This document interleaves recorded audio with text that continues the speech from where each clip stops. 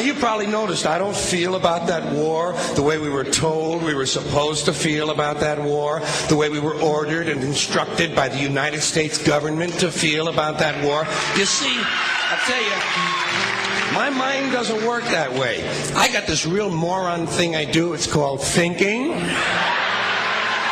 I'm not a very good American because I like to form my own opinions.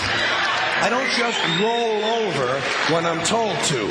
Sad to say, most Americans just roll over on command. Not me. I have certain rules I live by. My first rule, I don't believe anything the government tells me. Nothing. Zero. Nope.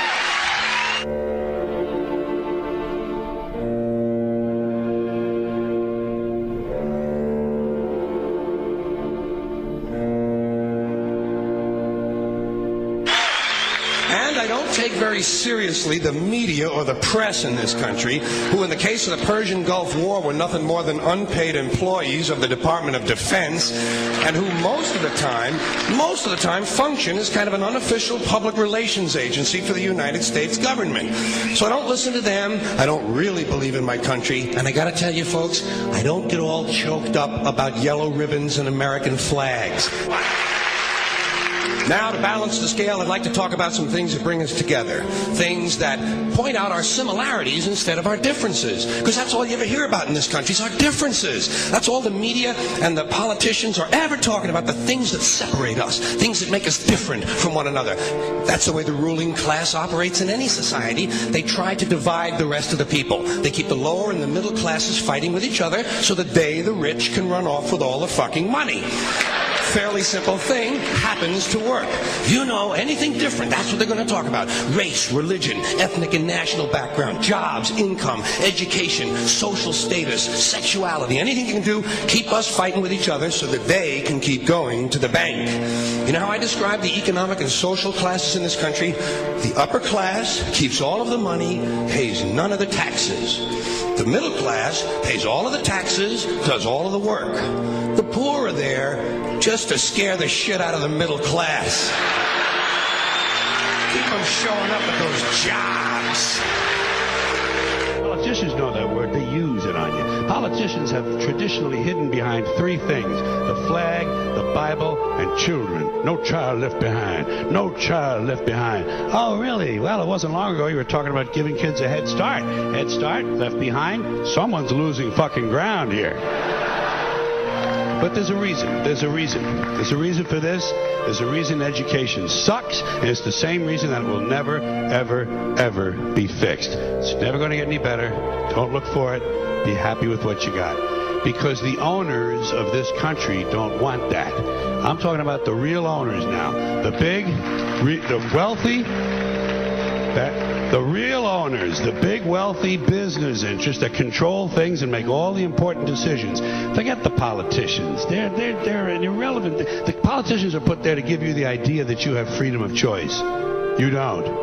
You have no choice. You have owners. They own you. They own everything. They own all the important land. They own and control the corporations. They've long since bought and paid for the Senate, the Congress, the state houses, the city halls. They got the judges in their back pockets, and they own all the big media news, all the big media companies. So they control just about all of the news and information you get to hear. They got you by the balls. They spend billions of dollars every year lobbying to get what they want. Well, we know what they want. They want more for themselves and less for everybody else. But I'll tell you what they don't want.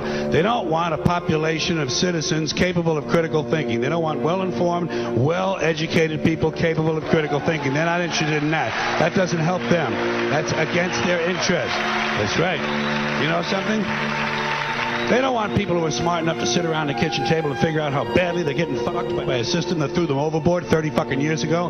They don't want that. You know what they want? They want obedient workers. Obedient workers.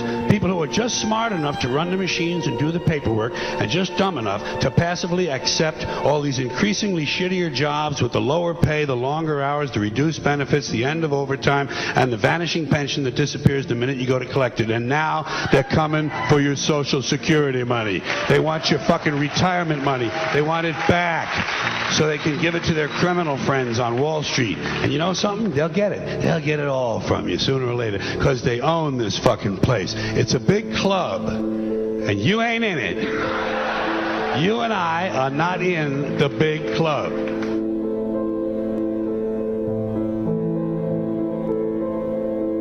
The greatest form of control is where you think you're free when you're being fundamentally manipulated and dictated to. One form of dictatorship is being in a prison cell and you can see the bars and touch them. The other one is sitting in a prison cell but you can't see the bar, you think you're free. What the human race is suffering from is mass hypnosis. We are being hypnotized by people like this. Newsreaders, politicians, teachers, lecturers. We are in a country and in a world that is being run by unbelievably sick people. The chasm between what we're told is going on and what is really going on is absolutely enormous. The greatest hypnotist on planet Earth is a oblong box in the corner of the room. It is constantly telling us what to believe is real. Historically, the control and manipulation of political opinion has been the Freemasons' main weapon in gaining control of countries and states. Once in control of the rulers and politicians of a country, laws and political structures could be changed in accordance with their agenda. However, since restricting the body does not necessarily mean restricting the mind, the Freemason recognizes that their plan for a global government hinges completely on subduing the masses to their agenda, and thus eliminating opposition to their cause. And the greatest threat to their plan, posing more danger than any army or law, is the threat of a free-thinking mind. In order to eliminate this threat and to achieve their objective, the Masons have set about the boldest plan ever devised: the complete control of every aspect of human life, your life.